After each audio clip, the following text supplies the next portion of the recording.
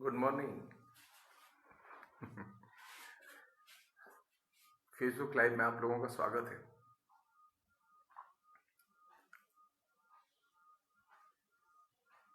सबसे पहले तो जिस स्टेटमेंट को मैंने अपने फेसबुक टाइमलाइन पर दिया है उसे मैं शेयर करना चाहूँगा कि आप सब लोग जो हमारे दोस्त हैं, जो फेसबुक पर लिखते हैं या मीडिया में काम करते हैं, उन सबसे अनुरोध है कि वे कोरोना वायरस के बारे में बात करते समय, कोरोना वायरस पर लिखते समय धर्म, नस्ल और जाति के सूचक पदबंधों का कोरोना वायरस के मरीजों के साथ इस्तेमाल न करें। ये विश्व स्वास्थ्य संगठन ने हिदायत दी है। हमारे तमाम प्रगतिशील और अच्छे पढ़े लिखे लोग, जहीन लोग जो भी फिलहाल मोदी के नशे में आ चुके हैं, वे थोड़ा सा ऑब्जेक्टिव बने और विश्व स्वास्थ्य संगठन की जो हिदायत है उसे ध्यान में रखें और कोरोना वायरस को लेकर उसे धर्म से न जोड़ें। जो कोरोना वायरस का पीड़ित है वो कोरोना वायरस का पीड़ित है, ये चीज ध्यान रखें। उसकी कोई जाति नहीं है, वो सिर्फ पीड़ित है। इसलिए सबसे अच्छा यही होगा कि कोरोना वायरस पर वायरस की तरह बात करें और उसने हमारी पूरी नागरिक सभ्यता और नागरिकों पर हमला किया है, उसका असर हो रहा है, इस दृष्टि से देखें। ये तो पहली काम की हिदायत हुई जो कि बहुत जरूरी है और आपके व्यवहार में रहनी चाहिए। सरकार की ये जिम्मेदारी बनती है, फेसबुक की ये जिम्मेदारी बनती है कि जिन लोगों ने कोरोना वायरस को और भारत में उसके प्रचार प्रसार को धर्म विशेष थे, खासतौर पर तबलीगी जमात और इस्लाम से जोड़ा है, उनकी पोस्टें फेसबुक से हटाई जाएं। वे लोग अपनी पोस्ट फेसबुक से हटाएं। भारत सरकार ऐसी पोस्ट हटाने के लिए अनुरोध करे फेसबुक से। हम लोग स्ट्रिक्टली, कड़ाई के साथ में विश्व स्वास्थ्य संगठन की जो हिदायतें हैं प्रचार के बारे में, इलाज के बारे में, उनका पालन करें। अपनी मनमानी घरजानी न करें। मनमानी घरजानी के लिए आपका घर है, आप घर में कितना भी विवाद कीजिए और समझाइए लोगों को, लेकिन पब्लिक डोमेन में वैसा मत कीजिए, इर्रेशनल है। इसलिए विश्व स्वास्थ्य संगठन की हिदायतों को ध्यान में रखते हुए मेरी पहली मांग है कि भारत सरकार तबलीगी जमात को लेकर जिस तरह की पोस्ट फेसबुक पर पोस्ट की गई हैं उनको डिलीट करने के लिए फेसबुक से रिक्वेस्ट करे। और जिन लोगों ने लिखी हैं उनसे हमारी रिक्वेस्ट है कि वे लोग अपनी पोस्ट डिलीट करें। कोरोना वायरस सीरियस समस्या है और हम लोग इसे सीरियसली लें। कैजुअली इसके साथ में अपने वैचारिक कार्ड न खेलें।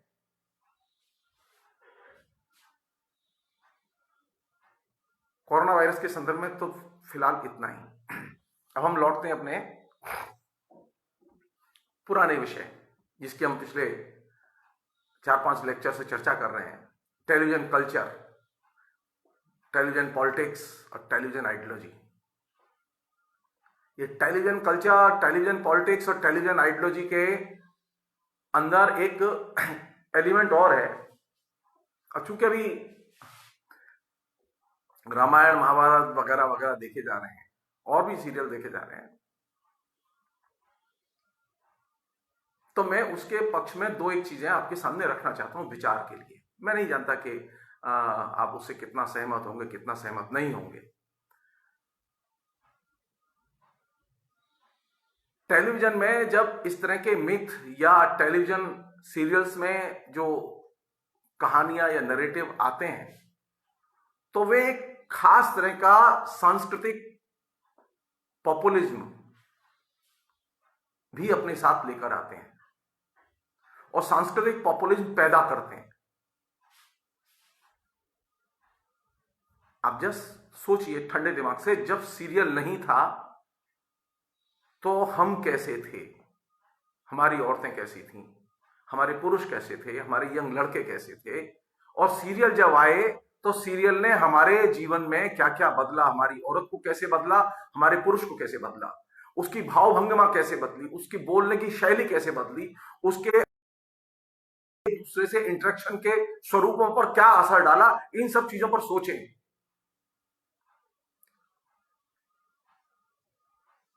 एक जमाने में रेवन विलियम्स ने बहुत ही महत्वपूर्ण काम किया है। मैं बार बार रेवन विलियम्स का क्यों जिक्र करता हूं, क्योंकि मुझे वो सबसे अच्छे लगते हैं।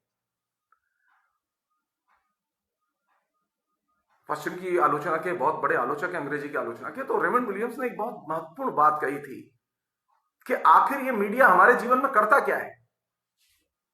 अखबार हो, टेलीविजन हो, रेडियो हो, सिनेमा हो, ये तमाम किस्म के जो मीडिया हैं, ये मीडिया क्या करते हैं। उसका फिर उन्होंने एक बहुत उत्तर दिया, जिसे मैं एक लाइन में कह रहा हूं। उन्होंने कहा कि टेलीविजन, रेडियो, मीडिया, ये इन जनरल जन माध्यम हमारे जीवन में आदतें और एटीट्यूड्स, संस्कार, अभिरुचियां ये निर्मित करते हैं।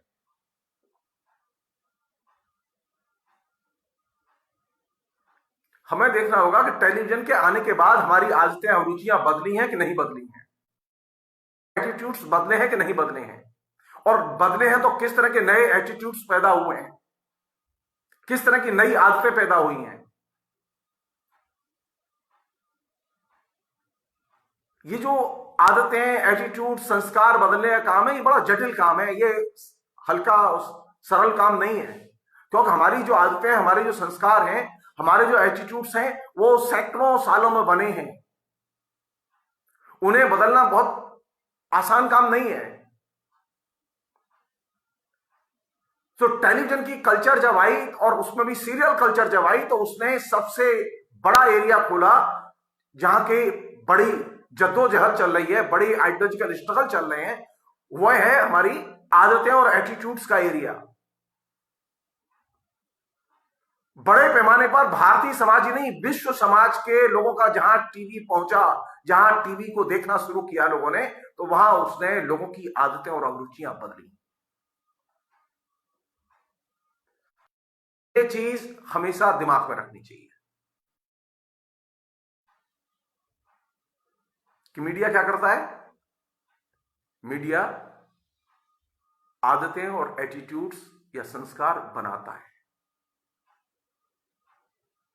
और यह काम वो करता है कल्चरल पॉपुलिज्म के फ्रेमवर्क में।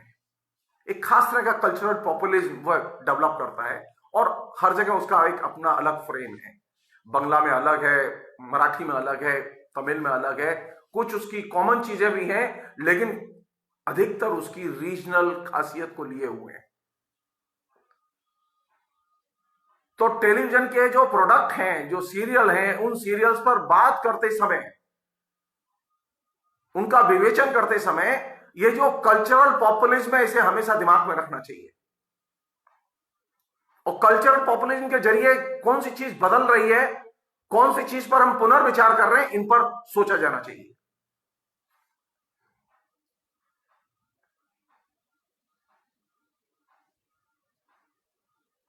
भारत में जो कल्चरल पॉपुलिज्म आया, तो किन चीजों को लेकर आया।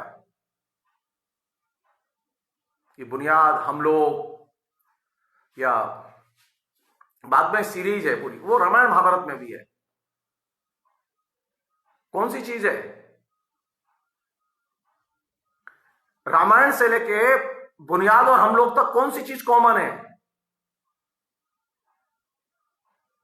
एक ही चीज कॉमन है ये कल्चरल पॉपुलिज्म के अंदर, कि हमारी परिवार के प्रति जो वचनबद्धता है, कमिटमेंट है, वो बना रहना चाहिए। बड़ा ग्रैंड नैरेटिव है इसमें, जो इंटरलिंक करके एकदम पैरेलल अंदर एक दूसरे से गुथा हुआ है, और वो तमाम सीरियल्स में गुथा हुआ है। परिवार बन रहे हैं, परिवार टूट रहे हैं, युद्ध हो रहा है, युद्ध शांत हो रहा है, दुनिया भर की चीजें चल रही हैं, लेकिन इसके सेंटर में कौन सी चीज है। परिवार, और परिवार के प्रति वचनबद्धता।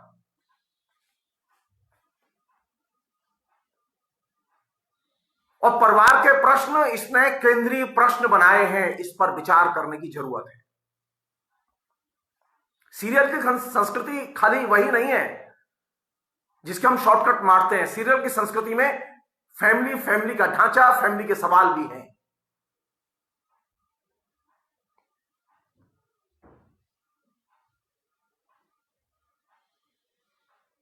सीरियल में जब पॉपुलिज्म आता है और सांस्कृतिक पॉपुलिज्म आता है तो वह अपने तरीके से पुरानी परंपरा के रूपों को सामने रखता है, उन्हें जनप्रिय बनाता है। तो यह सवाल पैदा होता है क्या पुरानी परंपरा के रूपों को हम मानेंगे या नहीं मानेंगे, उन्हें कैरी करेंगे कि नहीं करेंगे, यह डिबेट भी शुरू होती है।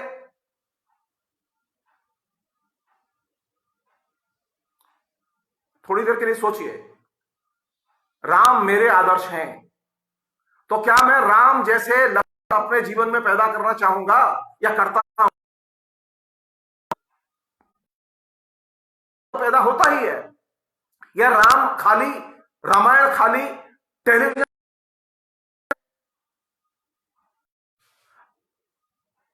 राम एक खास तरह के आदर्श और फ्रेमवर्क को रिप्रेजेंट करते हैं।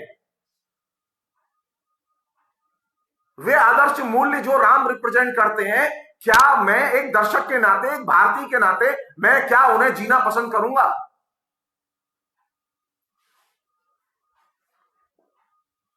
नहीं।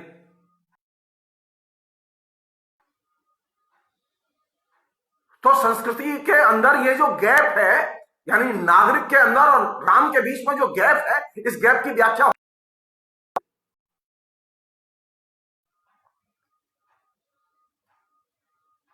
क्या खूबी है रामचरितमानस की?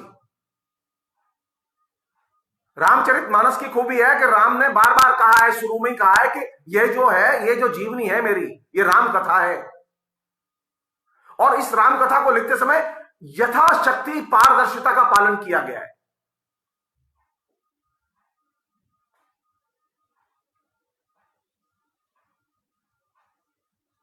साहस है हमें लिखने का, ट्रांसपेरेंट ढंग से जीवनी लिखने का साहस है, ट्रांसपेरेंट ढंग से उन वैल्यूज को जीने का साहस है जो राम ने जिए।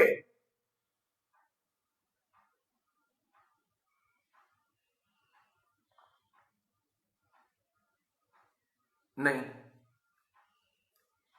मैं फिर रिपीट कर रहा हूं, कल्चरल पॉपुलिज्म आपके सामने संस्कृति के पुराने प्रश्न उठाता है, आचार व्यवहार के पुराने रूपों को चित्रित करता है।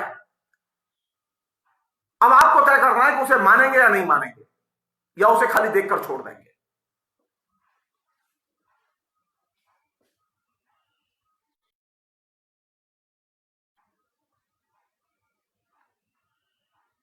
एक और चीज है जो कि इस तरह की कल्चर के प्रोडक्शन से सीरियल्स में जो चीज पैदा हुई है, अब बंगला के सीरियल्स देखें, हिंदी के, मैं बंगला के भी सीरियल देखता रहा हूं जब मैं कलकत्ते में रहा हूं, अब तो नहीं देखता मैं, अब मैं हिंदी के भी नहीं देखता, पहले हिंदी बंगला दोनों वहीं देखता था मैं।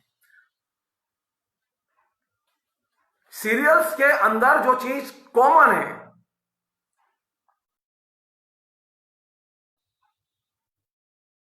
क्षेत्रीय कल्चर और क्षेत्रीय वैल्यूज,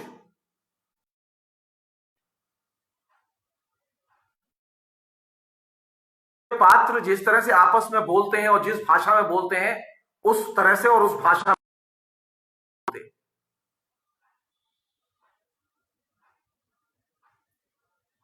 तो सीरियल के कल्चर में एक रीजनल पुट भी रहता है, रीजनल सेंस भी रहता है, रीजनल लैंग्वेज का सेंस रहता है, रीजनल लैंग्वेज की कल्चर रहती है, रीजनल एटीट्यूड रहते हैं।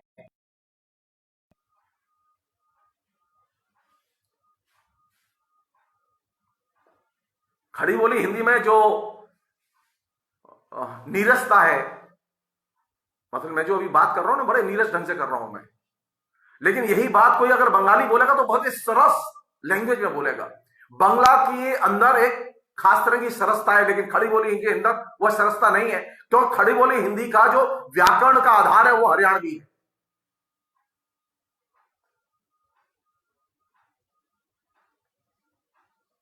अब आप इसे किसी तरह से, जो मैं कह रहा हूं, इसको हरियाणा के साथ में विद्वेष के साथ जोड़कर नहीं देखेंगे।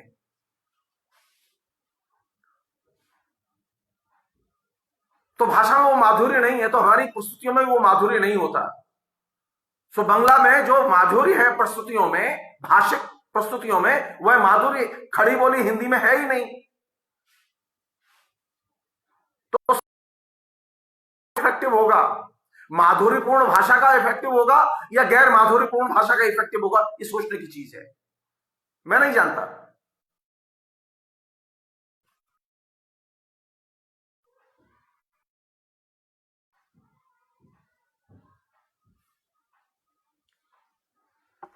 एक और चीज है जो कि जैसा कि मैंने शुरू में जिक्र किया कि ये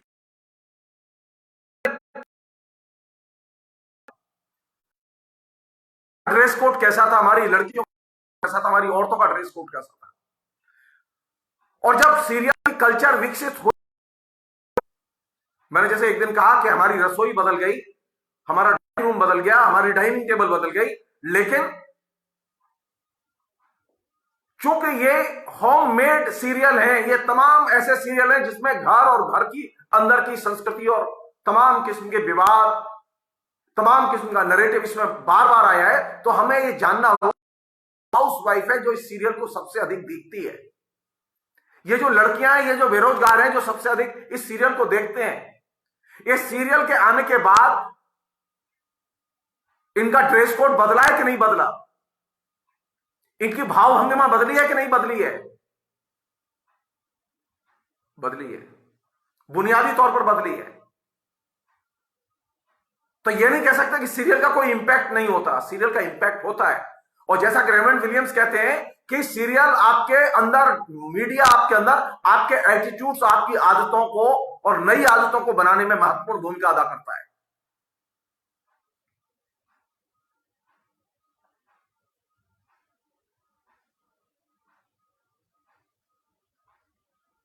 एक अन्य पहलू जिस पर कि कायदे से सोचे हम लोग,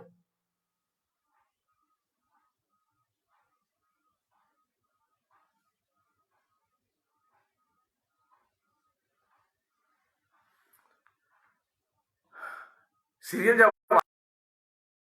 तो सीरियल की कल्चर ने हमारे बीच में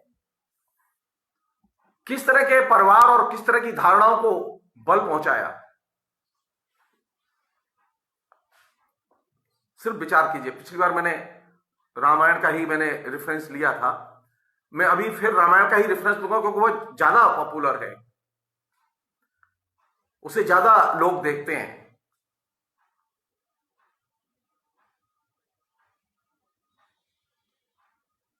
ये बात सही कही है कुश चतुर्वेदी ने कि ब्रिज की बोली का माधुर्य तो है, ब्रिज की बोली का माधुर्य है, लेकिन ब्रिज की बोली का आधार हरियाणवी व्याकरण नहीं है।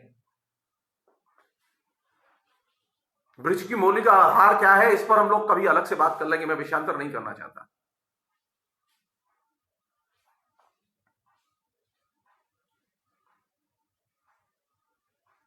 जो सबसे महत्वपूर्ण चीज है वो कौन सी है? मसलन दशरथ और प्रेम के, यानी पिता और पुत्र के संबंध को देखें और रामायण ध्यान में रखें।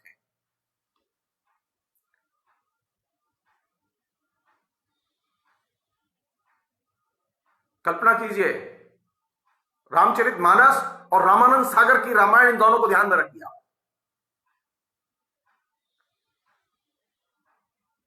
क्या राम दशरथ जैसा बनना चाहते हैं?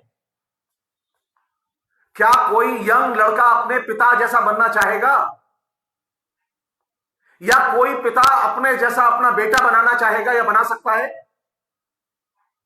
Historically, scientifically impossible.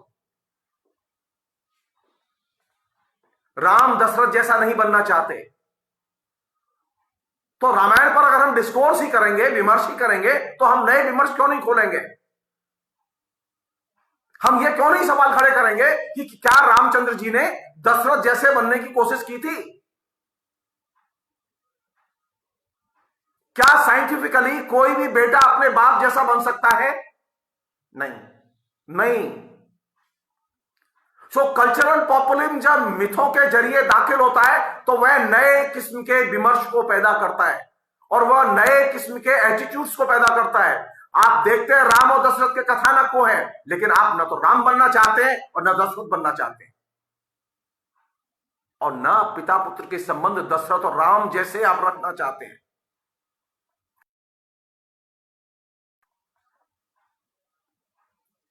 देख रहे हैं रामायण, लेकिन पिता पुत्र के संबंध राम और दशरथ जैसे नहीं है। कहां से तय हो रही है चीजें? कल्चरल पॉपुलिज्म जब मिथों में घुसता है तो वह मिथों की भी पुनर्व्याख्या, पुनर्प्रस्तुति और पुनः इंपैक्ट का दायरा, एक नया दायरा क्रिएट करता है। और इंपैक्ट कौन सा होता है? इंपैक्ट अनप्रेडिक्टेबल होता है, जिसका पूर्वाभास नहीं कर सकते।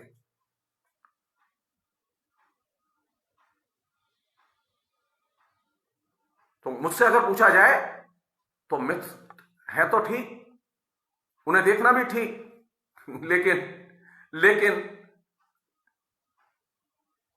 लागू करना संभव नहीं हो, वो लागू नहीं होते। एक और चीज है, बहुत जरूरी चीज है, ये राम सीता का जो संबंध है वो कैसा है? सीरियल देखेंगे, सीरियल एंजॉय करेंगे, क्या कोई लड़की सीता बनना चाहती है? यह सोचो खाली। और क्या कोई लड़की अगर सीता बनना चाहती है तो वह क्या संवैधानिक सुखों का उपभोग कर पाएगी?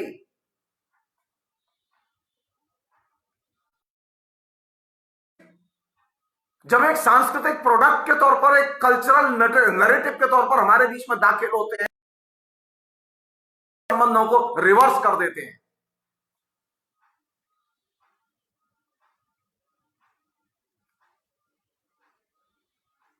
मिथों के बार बार आने का यह एक साइड इफेक्ट है जो कि अनप्रेडिक्टेबल है। शासक वर्ग भी इसका प्रेडिक्शन नहीं कर सकते। वो चाहे जितने निस्वार्थ को पुष्ट करने के लिए उन्होंने सीरियल लगाए हो, चाहे जैसी भी अच्छी बुरी मंशा रही हो उनकी, कोई लड़की अब सीता बनना नहीं चाहती। कोई लड़की राम सीता के रिलेशन को देखकर सारी जिंदगी चुप रहना नहीं चाहती।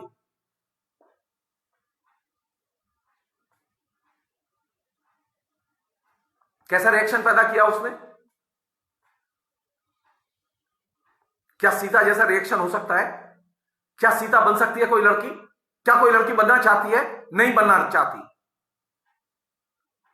तो जब आप इस तरह के मिथ की आख्यान देखते हैं, उनका धारावाहिकीकरण देखते हैं, धारावाहिक रूप में देखते हैं, तो वे आख्यान एक नया पैराडाइम निर्मित करते हैं, एक विमर्श का नया आधार निर्मित करते हैं, जिसका कि पुराने आधार से बुनियादी तौर पर कोई संबंध नहीं होता।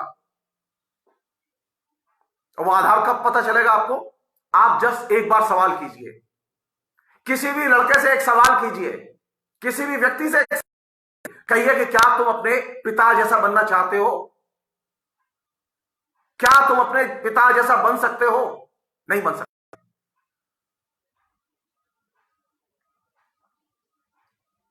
क्या हिस्टोरिकली यह संभव है कि मैं अभी 2 मिनट पहले जो बोल रहा था, मैं 2 मिनट बाद वही चीज रिपीट कर दूं?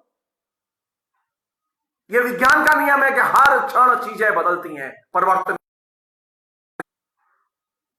अगर यह शाश्वत नहीं है तो राम का कथानक शाश्वत कैसे हो सकता है? राम के मूल्य शाश्वत कैसे हो सकते हैं? यही तो लड़ाई है असली। कार्ल मार्क्स ने क्या दिया था दुनिया के लिए?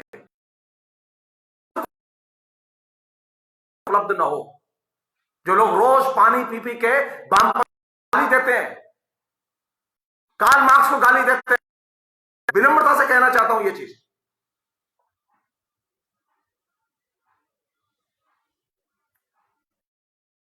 मार्क्स, क्या आपने बहुत मोटी मोटी किताबें लिखी हैं और उन्हें पढ़कर साधारण पाठकों के लिए ये बताइए कि, और सरल तरीके से बताइए कि आपने असल में लिखा क्या है? तो कार्ल मार्क्स ने कहा कि मैं तो जो कुछ अच्छा लिखा गया वही मैंने प्रोड्यूस किया है।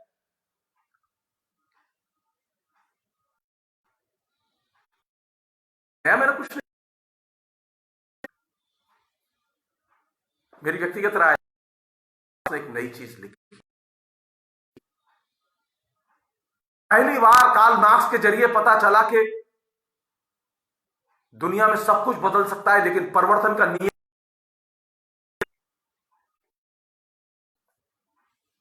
दुनिया शाश्वत नहीं है।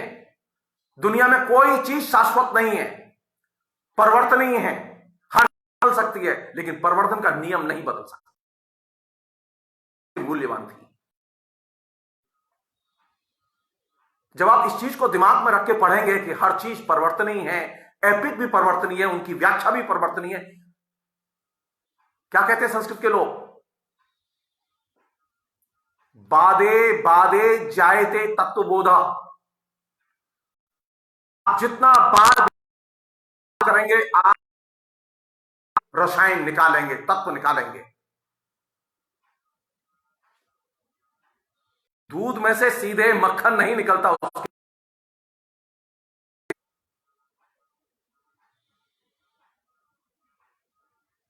जो लोग सोचते हो कि दूध से सीधे,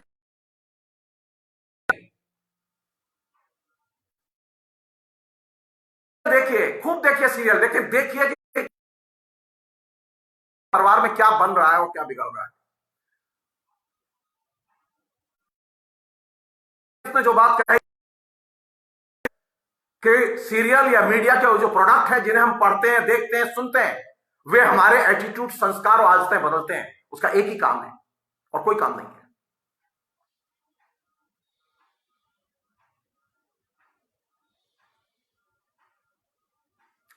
अगर चीजें प्रति क्षण बदलती हैं तो यह कैसे संभव है कि राम का कथानक नहीं बदलेगा, रामानंद सागर का कथानक नहीं बदलेगा? रामानंद सागर का आप चाहे जितना स्टीरियोटाइप बनाइए और दिखाइए, वह बदलेगा, उसका इंपैक्ट बदलेगा। क्योंकि परिवर्तन उस पर भी लागू होते हैं और परिवर्तन के नियम उन दर्शकों पर भी लागू होते हैं जो उसके सामने हाथ जोड़कर बैठे हुए हैं।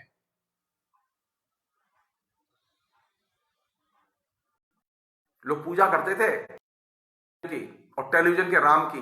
और याद कीजिए, एक जमाने में संतोषी माता फिल्म आई थी, बहुत कम पैसे में बनी थी और गुना पैसा उसने कमाया। और संतोषी माता फिल्म में जो लड़की हीरोइन बनी, संतोषी माता बनी थी। संतोषी माता फिल्म जब सिनेमा हॉल में दिखाई जाती थी, उसकी हालत यह थी कि वहां लोग पूजा करते थे और उस लड़की को तो बिल्कुल देवी बना के छोड़ दिया था लोगों ने।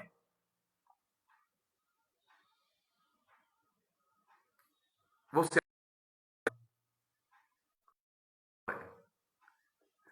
टीवी के दौर में स्थिति यह होती है कि आप टीवी के चरित्र को आप देवता नहीं बना सकते, आप चाहें तो देवता नहीं बना सकते। आप कल्पना कीजिए, जस्ट कल्पना कीजिए, अमिताभ बच्चन ने जब पहली बार लोकसभा का इलेक्शन लड़ा, अमिताभ बच्चन सिनेमा से आए थे। इलाहाबाद पूरा जाम पड़ा हुआ था। इलाहाबाद में कहीं सड़कें ऐसी नहीं थी जो खाली हो। जब उनकी मीटिंग होती थी तो सारी सड़कें जाम थी। क्यों? क्योंकि वह सिनेमा का अनचैलेंज नायक था। आप कल्पना कीजिए, क्या कोई ऐसा टीवी एक्टर है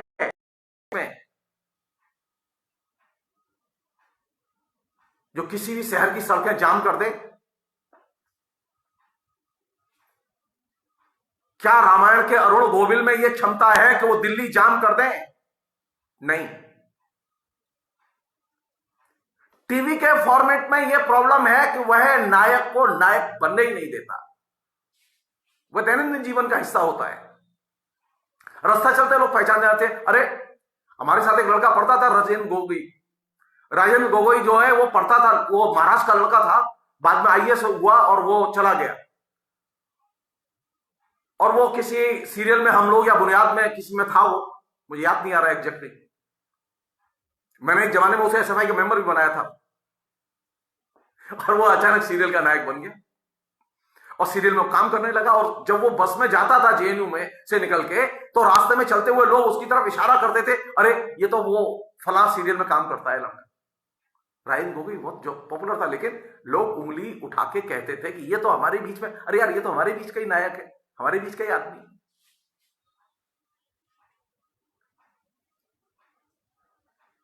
टीवी के फॉर्मेट की मुश्किल यह है कि वहां नायक की डेथ हो जाती है।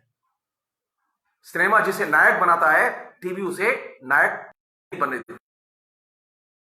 उनके आम लोगों के बीच में एक आदमी बना देता है खाली।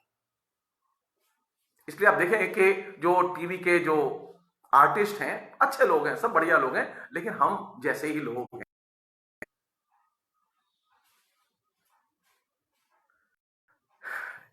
एक अन्य पहलू और बहुत मजेदार पहलू,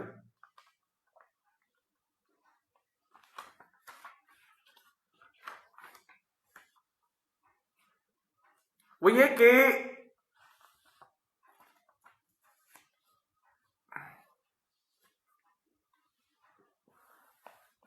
सीरियल का जब उत्पादन शुरू हुआ तो सीरियल के उत्पादन ने बड़े पैमाने पर सिनेमा के उत्पादन को और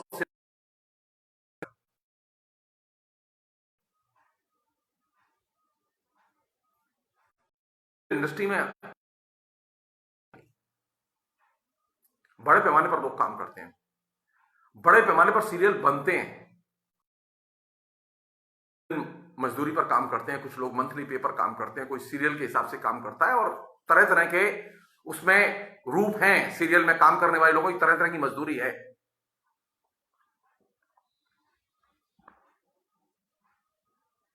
ये जो सीरियल के जरिए जो टेलीविजन रेवोल्यूशन हमारे बीच में हुआ,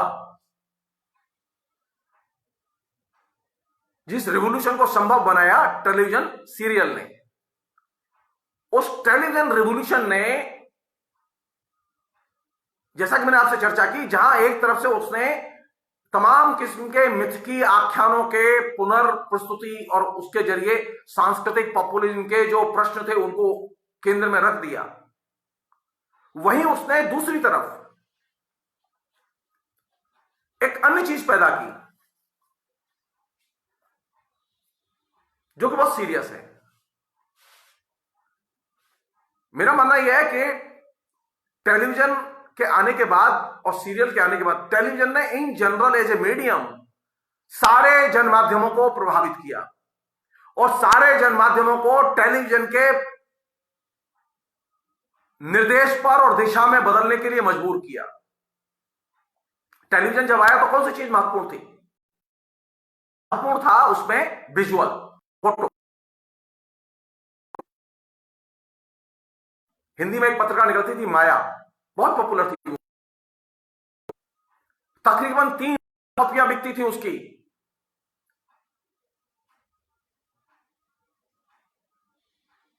लेकिन जब लॉन्च हुआ, लॉन्च होते ही और सीरियल के लॉन्च होते ही जो पत्रिका लॉन्च हुई वो थी इंडिया टुडे, और इंडिया फॉर्मेट का अनुकरण नहीं किया। इंडिया टुडे ने और कवर पेज से लेके हर स्टोरी के साथ में अंदर तक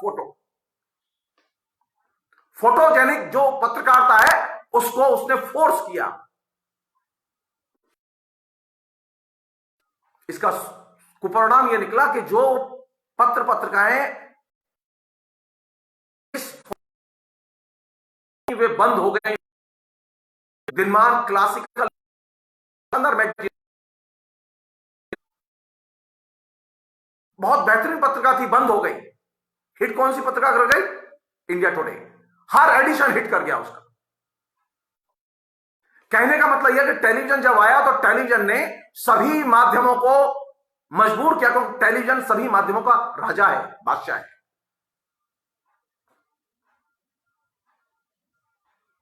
उसने डिक्टेट किया सभी माध्यमों को कि अब आप मेरे हिसाब से चलिए, मुझसे सीखिए। तो जिन माध्यमों ने टेलीविजन से सीखा, टेलीविजन का अनुकरण किया, वे माध्यम तो सरवाइव किए, लेकिन जिन माध्यमों ने अनुकरण नहीं किया वे सरवाइव नहीं किए।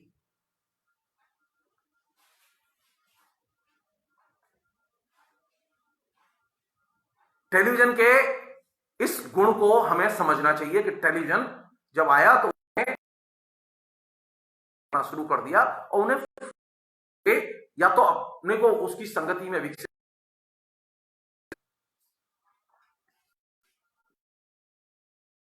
यह ठीक वैसा ही है। उपन्यास आया था तो उपन्यास ने एक जेनर के तौर पर, उपन्यास पहले नहीं लिखे जाते थे। आधुनिक काल के पहले उपन्यास कभी नहीं लिखे गए, कहानियां लिखी गई, नाटक लिखे गए, और दूसरे कविता थी, दूसरे विधा रूप थे, लेकिन उपन्यास नहीं लिखे गए। युग के साथ जो नया विधा रूप आया हुआ था उपन्यास, और उपन्यास ने फिर तेजी से सभी विधाओं को बदलने के लिए मजबूर किया। उपन्यास के आने के पहले तक बड़े लेखक थे, भी थे, आ रहा था उस समय भी थे, अच्छे और बड़े लेखक थे, लेकिन रचनाओं के केंद्र में मनुष्य नहीं था। उसने रचना के केंद्र में मनुष्य और यथार्थ को स्थापित किया, और उसने सारी अपनी को सर्वाइव, तो वे रचना के केंद्र में यथार्थ लाए।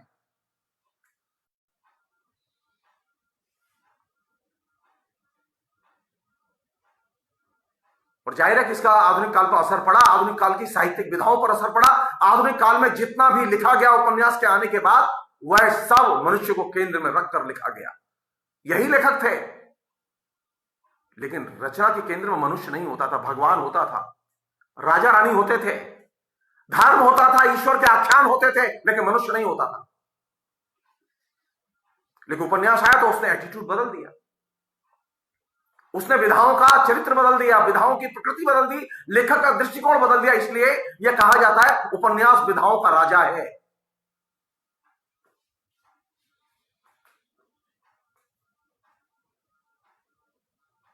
आप याद कीजिए कि जिस समय पहली बार सिनेमा आया, फिल्म, बंगला में एक बहुत ही अच्छी चीज है, बंगला में नाम बड़े अच्छे देते हैं और सही सटीक देते हैं। हिंदी में उस तरह की प्रॉब्लम है कि हम सटीक नाम नहीं दे पाते।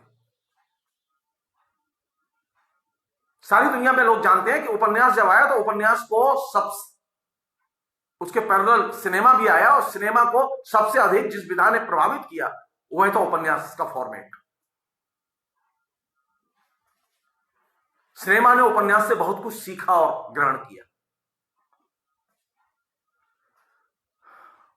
तो जिस तरह से उपन्यास ने सारी विधाओं के केंद्र में मनुष्य और उसके यथार्थ को स्थापित किया, टेलीविजन जब आया तो यह टेलीविजन जनमाध्यमों का बादशाह। अब तक के जितने भी माध्यम थे उनमें यह सुपीरियर है, इसकी पहुंच बहुत बड़ी है। तो टेलीविजन ने जो चीज क्रिएट की वह थी कृत्रिम मनुष्य और कृत्रिम विमर्श और कृत्रिम यथार्थ। आर्टिफिशियल रियलिटी का सबसे ज्यादा उत्पादन और पुनरुत्पादन, निर्मित यथार्थ का सबसे ज्यादा उत्पादन और पुनरुत्पादन सीरियल ने पैदा किया, और इसका इंपैक्ट साहित्य पर भी पड़ा, इसका इंपैक्ट सिनेमा पर भी पड़ा, इसका इंपैक्ट हमारे जीवन में भी पड़ा। उपन्यास बहुत लिखे जा रहे हैं अभी,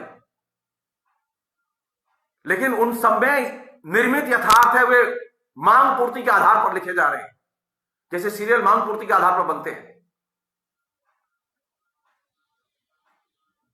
साहित्य मांग पूर्ति के आधार पर जब लिखा जाने लगेगा तो साहित्य में निर्मित यथार्थ होगा, यथार्थ नहीं होगा। वो यथार्थ की जैसी उत्तेजना और जो पीड़ा होती है, उसे लिखते समय लेखक को जो पीड़ा होती है, वह पीड़ा उसमें कहीं भी आप महसूस नहीं करेंगे। इसलिए अब जो उपन्यास लिखे जा रहे हैं, जो कहानियां लिखी जा रही हैं, उनमें वही ज्यादातर कहानियां हमारे हृदय को स्पर्श ही नहीं करती, वे हमारी अनुभूति को स्पर्श ही नहीं करती। वो दिमाग को तो स्पर्श करती हैं, अनुभूति को स्पर्श नहीं करती। साहित्य अच्छा वह माना जाता है जो हमारी अनुभूतियों को स्पर्श करे। टेलीविजन के सीरियल हमारी अनुभूतियों को स्पर्श नहीं करते, हमारे दिमाग को स्पर्श करते हैं, हमारी फीलिंग्स को स्पर्श नहीं करते, हमारे एटीट्यूड्स को स्पर्श करते हैं, हमारी संवेदनाओं को व्यंजित नहीं करते। तो टेलीविजन का इंपैक्ट यह भी हुआ, टेलीविजन कल्चर का इंपैक्ट यह भी हुआ, उसने जो प्रचलित साहित्य था उस प्रचलित साहित्य को गंभीरता से प्रभावित किया और साहित्य में निर्मित यथार्थ के सृजन की संभावनाएं बढ़ा दी। आर्टिफिशियल लैंग्वेज, आर्टिफिशियल कल्चर, इसकी संभावनाएं बढ़ा दी। हम लोग अब अंदर की अनुभूतियों के आधार पर नहीं बोलते, बहुत ही आर्टिफिशियल बोलते हैं, नकली बोलते हैं। हमारी भाषा जो होती है आमतौर पर बातचीत में नकली होती है। हम असली भाषा बोलना भूल गए।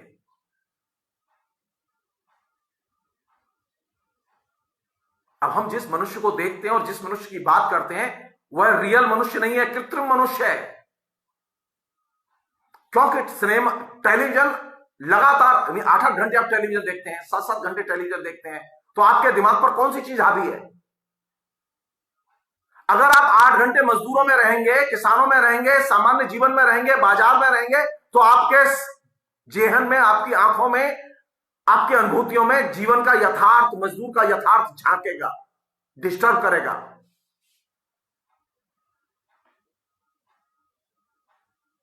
तो सामाजिक जीवन में तो हमारा उतना इंटरेक्शन है नहीं। हमारा जितना इंटरेक्शन टेलीविजन में है, तो हमारी चेतना को कौन सी चीज प्रभावित करेगी? हमारे दिमाग में किन इमेजेस का असर होगा? हमारे दिमाग में उन छवियों का असर होगा जो कि आर्टिफिशियल है, जहां संवेदना नहीं होती। इमेजेस तो हैं, विषय तो हैं, अनुभूतियां नहीं होती। अनुभूति रहित काव्य, अनुभूति रहित आख्यान, अनुभूति रहित फोटो, अनुभूति रहित सीरियल बहुत ही भयानक है। तो कैसा इंसान बनेगा? ये जो सेंसलेसनेस बढ़ी है समाज में, इस संवेदनहीनता के विकास में, इस आर्टिफिशियल मनुष्य, आर्टिफिशियल कल्चर जिसको कि टेलीविजन ने कल्टीवेट किया, सचेत रूप से कल्टीवेट किया, इसकी बहुत बड़ी भूमिका है। ऐसा नहीं है कि खाली हम परेशान हैं इससे, संवेदनहीनता से, और यूरोप परेशान नहीं है, अमेरिका परेशान नहीं है, इटली परेशान नहीं है। इटली भी परेशान है, अमेरिका भी परेशान है। जहां पर सॉप अपेरा की कल्चर पैदा हुई, वहां उसने आर्टिफिशियल अनुभूतियां और आर्टिफिशियल कल्चर को जन्म दिया, और रियल मनुष्य और रियल अनुभूतियों से उसने समाज को काट दिया।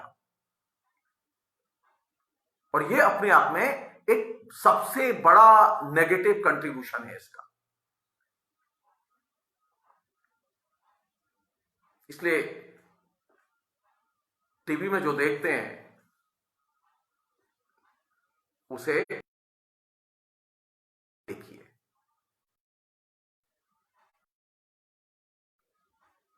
उसकी परीक्षा कीजिए कि क्या वो वहां जो दिखाया जा रहा है वो सही है, गलत है। निश्चित तौर पर आपको नए रिजल्ट मिलेंगे, और ऐसे रिजल्ट मिलेंगे जिनकी आपने कल्पना नहीं की थी और आपको टीवी ने नहीं बताया था। मैं एक उदाहरण दूंगा जिससे कि टीवी कल्चर का और न्यूज कल्चर का, ज्यादा नहीं। जिस समय मजदूरों का भारत बंद होता है ना, या मजदूरों की हड़ताल होती है, तो सारे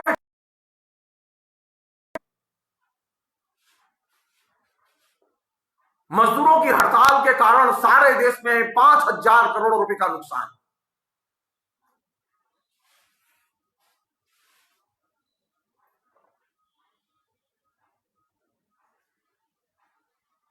और बार बार ये समझाने की कोशिश करते हैं, देखा मजदूरों की हड़ताल की वजह से वह मरीज रास्ते में मर गया, मजदूर जुलूस निकाल रहे थे, इसकी वजह से मरीज हॉस्पिटल नहीं जा पाया, वो मर गया। और वे आपके जेहन में मजदूर विरोधी भावनाएं पैदा करते हैं।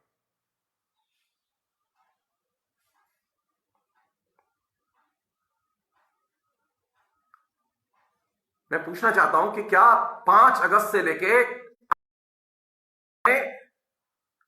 कोई मरा नहीं?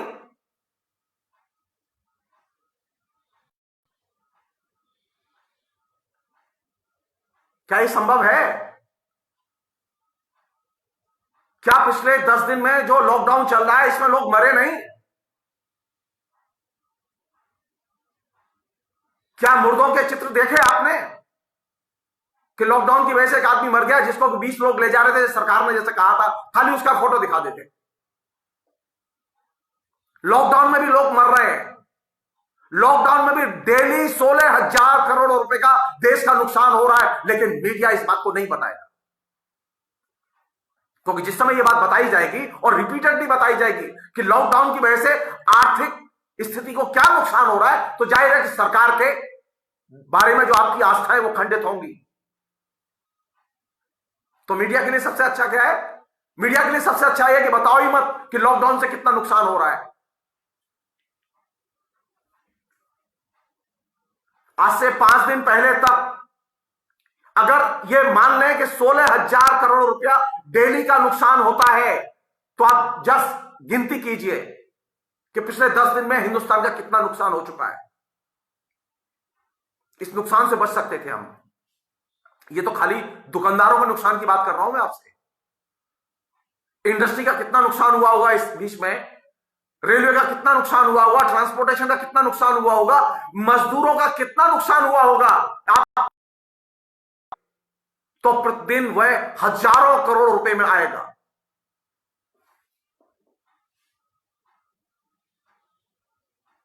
लेकिन मजाल है कि मीडिया ये बता दिया आपको, क्योंकि मीडिया का अभी काम यह है कि वह आपको एकदम देश सेवा में लगा के रखे। और अगर भूल से मजदूरों ने हड़ताल की और जुलूस निकाला है या रैली निकाली है, तो वो आपको बार बार बताता है कि आज जो रैली हो रही है लेफ्ट फ्रंट की कलकत्ते में, जिसकी वजह से सारा ट्रैफिक जाम पड़ा है, उसकी वजह से डेली कलकत्ते का 10,000 करोड़ रुपए का नुकसान होता है।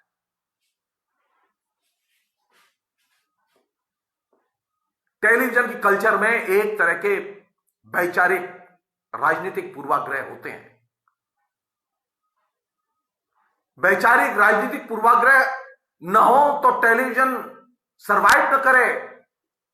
Artificial culture, artificial outlook, artificial reality और आर्टिफिशियल जो है एटीट्यूड, ये टेलीविजन का एक बाई प्रोडक्ट है। सरकार किसी की भी आए या जाए, टेलीविजन अपनी इन आदतों से बाज नहीं आएगा। एक अन्य चीज जो जरूरी चीज है,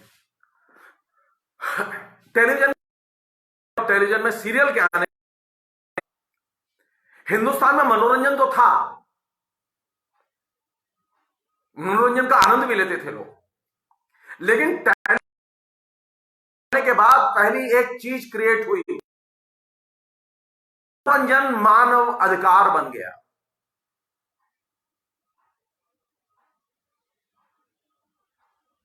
टेलीविजन के आने के पहले तक मनोरंजन ह्यूमन राइट्स नहीं था। टेलीविजन का ये एक सीरियल कल्चर का एक पॉजिटिव एस्पेक्ट है को मनोरंजन को मानवाधिकार की में शामिल। अब सरकार किसी भी तरह से टीवी के प्रसारण को बाधित नहीं कर सकती, क्योंकि वह ह्यूमन राइट्स की कैटेगरी में आता है। आपने एक चीज नोटिस की होगी, कश्मीर में सब कुछ लॉकडाउन हो गया, इवन इंटरनेट भी बंद हो गया, लेकिन टीवी बंद नहीं हुआ।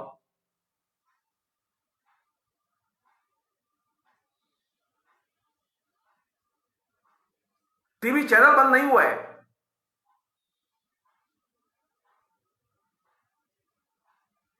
डीटीएच प्लेटफॉर्म से जो जाते थे चैनल, वे ज्यादातर चैनल देखे जाते रहे। तो टेलीविजन कल्चर ने एक बड़ी चीज क्रिएट की जिसका हम लोग फायदा उठा रहे हैं। ऐसा नहीं कि टेलीविजन में सब बुरी चीजें थी, अच्छी चीज भी आई कि टेलीविजन ने मनोरंजन को मानवाधिकार के तौर पर निर्मित करने में केंद्रीय भूमिका अदा की। हम अब ये कहने लगे कि टीवी देखना, मनोरंजन हासिल करना, यह हमारा अधिकार है, यह हमारा संवैधानिक अधिकार बन चुका है। और ये एक बड़ी चीज थी।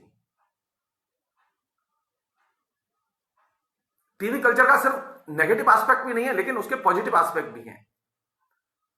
उसमें से ह्यूमन राइट्स के तौर पर इसकी स्थापना, मनोरंजन की कॉन्सेप्ट का आना, उसकी स्वीकृति होना, यह एक बहुत बड़ी उपलब्धि है।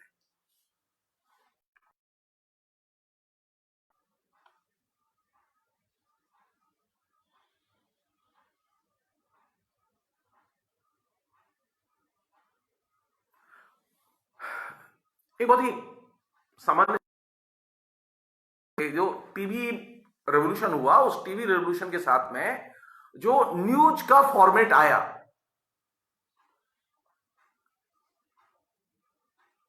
एक तो वह फॉर्मेट था जो सीरियल में आया, जिसकी मैंने आपसे चर्चा की, जिसमें रूढ़िबद्धता और निर्मित यथार्थ वो एक तरह से इंटीग्रेटेड थे।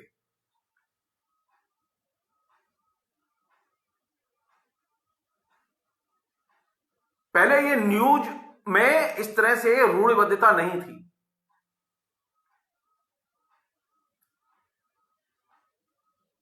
टेलीविजन की कल्चर ने यह रूढ़िबद्धता को समाचारों में और खासतौर पर टीवी के समाचारों को भी प्रभावित किया।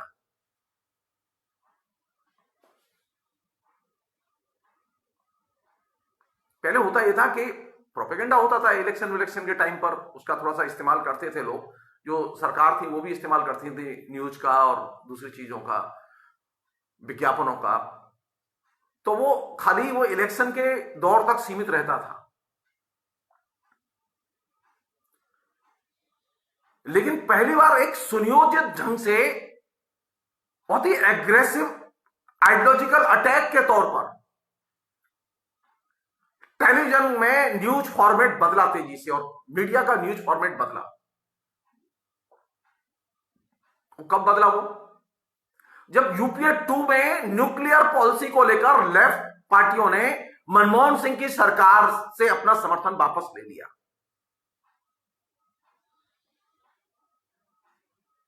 और उस समय के बाद टेलीविजन जो हाथ धो के पीछे पड़ा,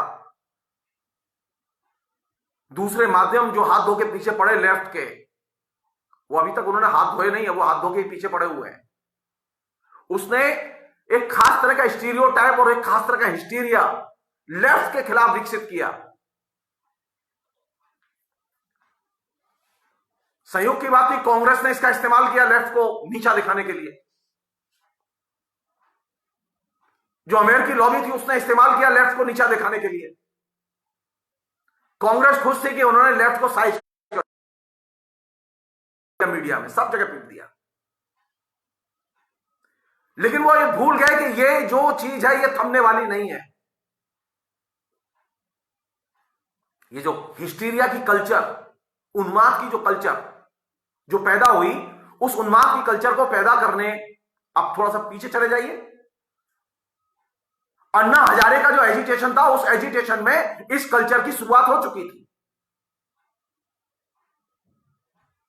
2G और 3G की न्यूज जिस तरह से आ रही थी और प्रोपेगेट हो रही थी, उसमें इसकी शुरुआत हो चुकी थी। लेकिन लिंचिंग हुई लेफ्ट की।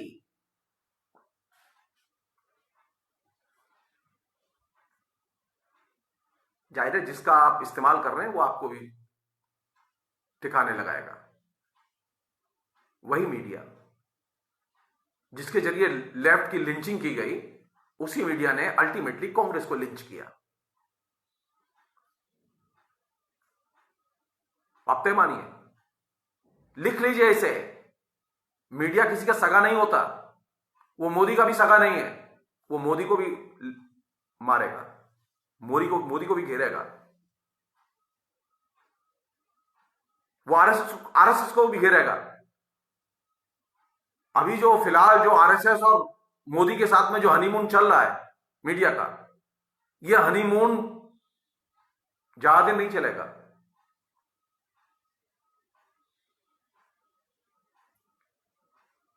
सवाल यह है कि क्या न्यूज के फॉर्मेट को आप स्टीरियोटाइप फॉर्मेट के आधार पर, एक रूढ़िबद्ध धारणाओं के आधार पर न्यूज के फॉर्मेट को चला सकते हैं? अगर चलाएंगे तो वो अल्टीमेटली कभी इसकी किलिंग करेगा, कभी उसकी किलिंग करेगा। उसे रोज एक किलिंग के लिए नए शिकार चाहिए।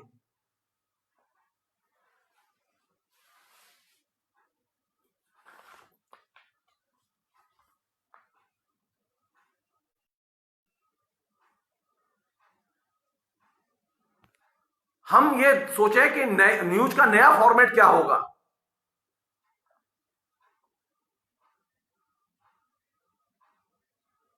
न्यूज का नया फॉर्मेट वही नहीं हो सकता जो अभी चल रहा है। हमारी चिंता यह है कि न्यूज का अगला फॉर्मेट क्या होगा। जो मीडिया की कल्चर है, जो सीरियल की कल्चर है, उस सीरियल की कल्चर का अगला पड़ाव क्या होगा। क्या अब तक की प्रस्तुतियों को देख के कुछ नई संभावनाएं नजर आती हैं, या हम नहीं सुधरेंगे वाले भाव में ही अभी टीवी? फिलहाल टीवी अपनी जिद पर अड़ा हुआ है कि हम नहीं सुधरेंगे।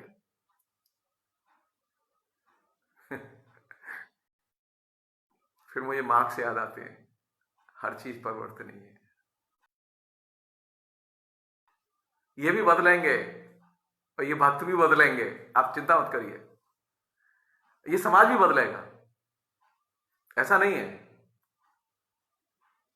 अगर ऐसा नहीं होता तो ये सारी दुनिया तो बहुत पिछड़ गई होती, और एक कूपमंडूक उसे बंदी बनाए रखते। और रही बात इसकी कि हमारे साथ कितने लोग हैं, संख्या संख्या बल, कितने लोगों ने घड़ियाल बजाए, कितने लोगों ने दीपक जलाए, सोचिए। जब सती प्रथा का विरोध किया था बंगाल में, तो बंगाल की अधिकतर जनता उनके खिलाफ थी। बहुत कम प्रतिशत लोग थे जो राजा राम मोहन राय के साथ थे सती प्रथा के विरोध में। हजारों की रैलियां निकली राजा राम मोहन राय के खिलाफ में, जान लीजिए आप, जुलूस निकले। अल्टीमेटली जीता कौन? राजा राम मोहन राय या वो भीड़?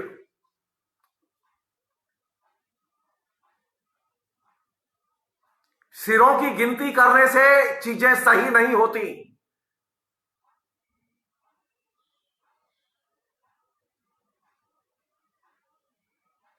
मेरे साथ कितने लोग हैं, मैं कितना ताकतवर हूं, मुझे कितने वोट मिले हैं, मेरे कितने सांसद हैं, इससे आप सही है यह तय नहीं होता।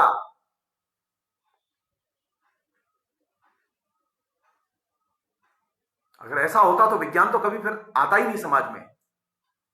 हर दौर में विज्ञान की धारणाओं का विरोध करने वाले लोग, वैज्ञानिक दृष्टिकोण का विरोध करने वाले लोग, सृजन का विरोध करने वाले लोग बड़ी तादाद में रहे हैं, बहुसंख्यक रहे हैं। विज्ञान के समर्थक, सृजन के समर्थक हमेशा अल्पसंख्यक रहे हैं, और बुद्धिजीवी तो और भी ज्यादा अल्पसंख्यक रहे हैं। लेकिन समाज को बदला किसने? विज्ञान ने। समाज को बदला किसने? आप कल्पना कीजिए आर्यभट्ट की। आर्यभट्ट ने जब सबसे पहले विज्ञान संबंधी खोज दी, तो जानते हैं बरहामिर जो सबसे बड़ा ज्योतिषी था और आचार्य था, उसने आर्यभट्ट की कहीं नौकरी नहीं लगने दी पूरे हिंदुस्तान में। आर्यभट्ट दर दर का भिखारी बना के छोड़ा, लेकिन आर्यभट्ट ने जो 125 श्लोक का जो आर्यभट्टियम लिखा, वो सारी दुनिया के लिए, विज्ञान के लिए आज भी मील का पत्थर है। आप जान लीजिए इसे। बरहामिर को कोई नहीं जानता सिवाय अंधविश्वासियों के, लेकिन सारी दुनिया बदली और देखी गई है आर्यभट्ट के दृष्टिकोण से। तो जीवन के लिए कौन सी चीज जरूरी है? बरहामिर जरूरी है या आर्यभट्ट जरूरी है? मैं फिर कहूंगा आर्यभट्ट जरूरी है, बरहामिर जरूरी नहीं है। अंधविश्वास और भाग्यवाद जरूरी नहीं है। समाज में सृजन के लिए वाल्मीकि चाहिए, रामानंद सागर चाहिए। रामानंद सागर के सीरियल से 5 सीरियल नहीं बने, रामायण से प्रभावित होकर बने। रामायण से प्रभावित होकर सैकड़ों किताबें और सैकड़ों एपिक लिखे गए, क्योंकि वाल्मीकि की रामायण सृजन थी। रामानंद सागर का सीरियल है, वो कृत्रिम साहित्य है, वो साहित्य नहीं है, वो सृजन नहीं है, इसलिए उसे कोई प्रभावित नहीं हुआ। उसने ऐसे 10 स्क्रिप्ट राइटर पैदा नहीं किए जिन्होंने कि रामायण की नकल करके रामायण लिखी हो, लेकिन वाल्मीकि की रामायण और महाभारत जो वेद व्यास ने लिखा, जिसके कई राइटर थे, में सैकड़ों साल तक भारतीय लेखकों को प्रभावित किया, और तकरीबन 1800 वर्ष तक हिंदुस्तान में जितनी भी रचनाएं लिखी गई, इन 2 कृतियों से प्रभावित होकर लिखी गई। उस समय न कोई टेलीविजन था, न कोई रेडियो था, न कोई सरकार थी।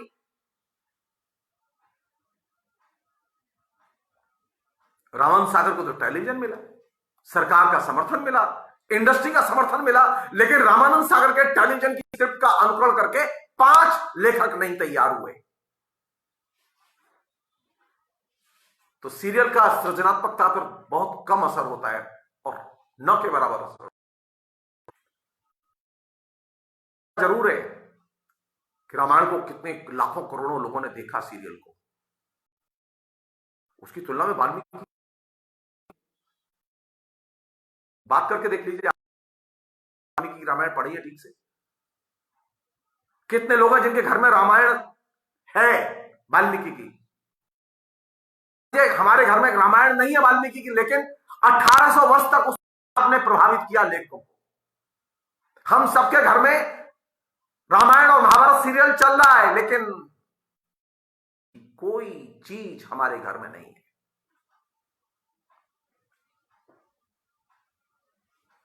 सृजन जो होता है, जो क्रिएटिव राइटिंग होती है, ये आर्टिफिशियल राइटिंग है। साहित्य क्रिएटिव राइटिंग था। क्रिएटिव राइटिंग सरवाइव करती है, बची रहती है, सदियों के बाद भी बची रहती है। आप उसमें आनंद लेते हैं, वो अच्छी लगती है आपको। कृत्रिम लेखन है, कृत्रिम सृजन है, जिसमें सीरियल उसका क्लासिक रूप है, वह जितनी जल्दी तैयार होता है उतनी जल्दी मर भी जाता है, उसकी उम्र नहीं होती। उसके बाद में रिटर्न ऑडियंस। इसलिए सीरियल की कल्चर के आने के बाद में जो कल्चर बनी, जिसे हम लोग आर्टिफिशियल कल्चर कहते हैं, कृत्रिम संस्कृति कहते हैं, एक ऐसी संस्कृति कहते हैं जिसका यथार्थ से संबंध कम है और बाजार से और उद्योग से संबंध ज्यादा है, उसका उपभोग की संस्कृति से संबंध ज्यादा है, उसका स्टीरियोटाइप या रूढ़िबद्ध धारणाओं से संबंध ज्यादा है। इसलिए ये प्रश्न तो रहेगा ही कि टेलीविजन की जो कल्चर है, वो कल्चर अल्टीमेटली जा किस दिशा में रही है। अगली बार शाम को फिर हम लोग 7 बजे मिलेंगे, पक्का मिलेंगे, 7 बजे मिलेंगे और फिर बातचीत करेंगे। Thank you.